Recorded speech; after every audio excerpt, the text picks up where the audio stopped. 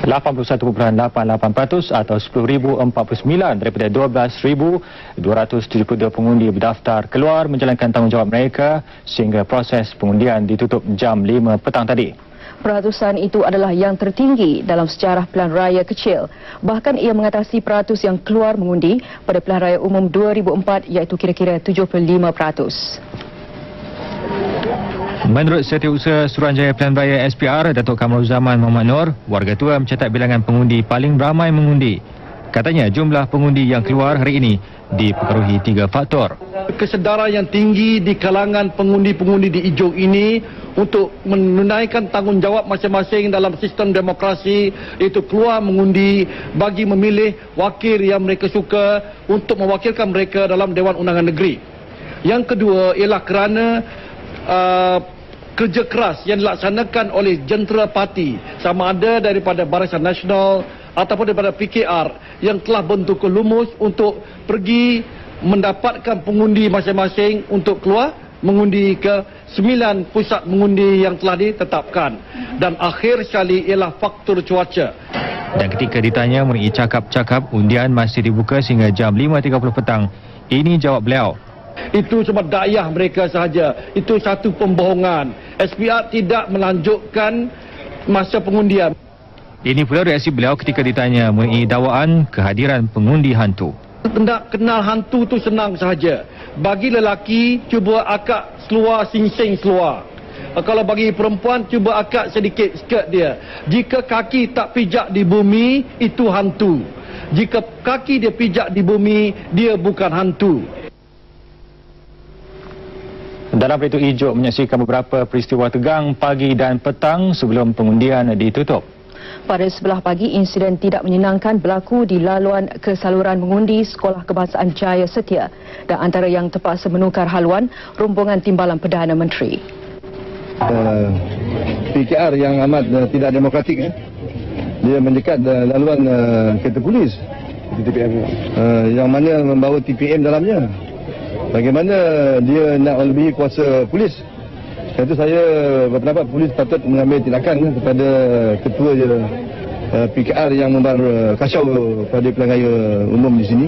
Saya cukup sedih sebab hari ini sepatutnya kita memudahkan proses pengundian untuk pengundi di Dun Ijuk ini. Tetapi pagi tadi di Titik Undi Jaya Setia, kita telah melihat dengan jelas dan saya rasa kamera TV pun telah merakam apa yang berlaku di sini, di mana kita diserang oleh jentera Parti Keadilan yang telah membaling kayu dan telah memukul jentera-jentera kita, perayu-perayu undi kita, dan juga telah berkepung dan juga menghalang kereta Yang Amat Berhormat Timbalan Perdana Menteri daripada masuk ke sini. Kejadian akhirnya berjaya dileraikan oleh anggota polis daripada menjadi lebih buruk.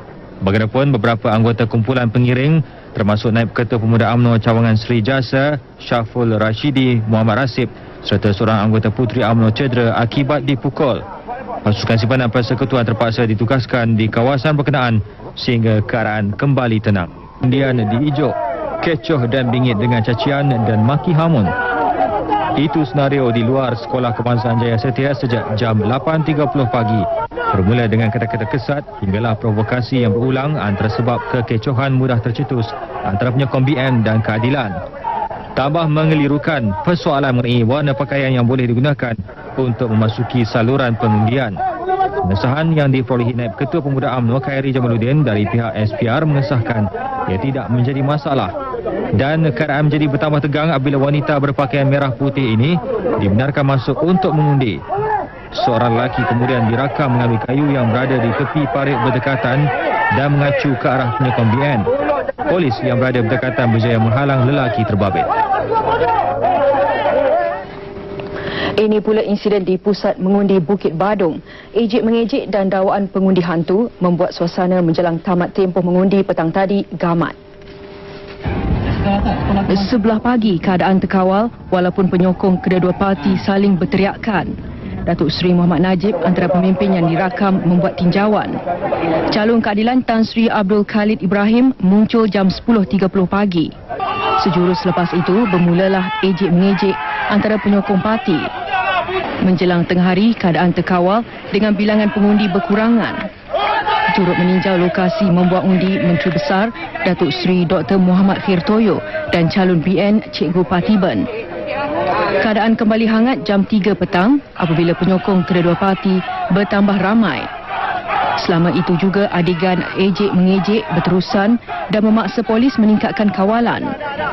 Perhatian mereka di hadapan pusat mengundi ini tiba-tiba beralih kepada dua buah bas yang sedang melalui jalan utama. Penyokong keadilan dilihat meluru ke arah bas terbabit sambil melaungkan pengundi hantu.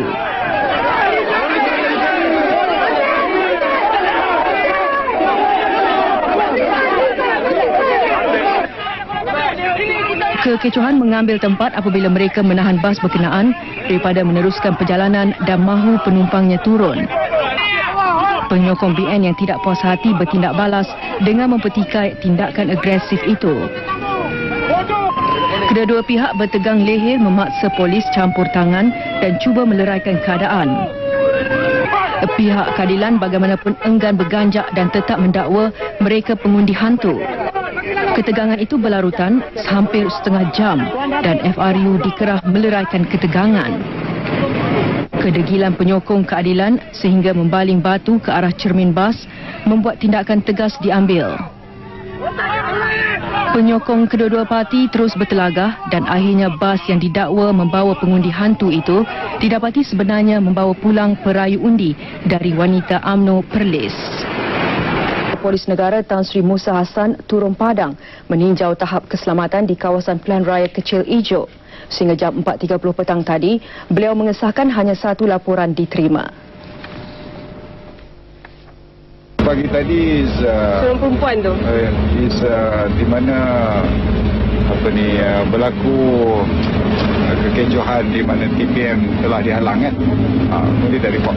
Tan Sri Musa merujuk kepada kejadian rombongan Timbalan Perdana Menteri Datuk Seri Muhammad Najib Tun Razak yang dihalang ketika dalam perjalanan ke Pondok Panas BN Jaya Setia. Dalam kegairahan berkempen, tiga-tiga tidak ketinggalan menjadi sasaran. Sepanduk ini dikesan dibawa oleh penyokong Parti Keadilan Rakyat di Pusat Pembuangan Undi Bukit Badung. Kata-kata yang terpampang seolah-olah TV3 lebih berkuasa daripada mahkamah.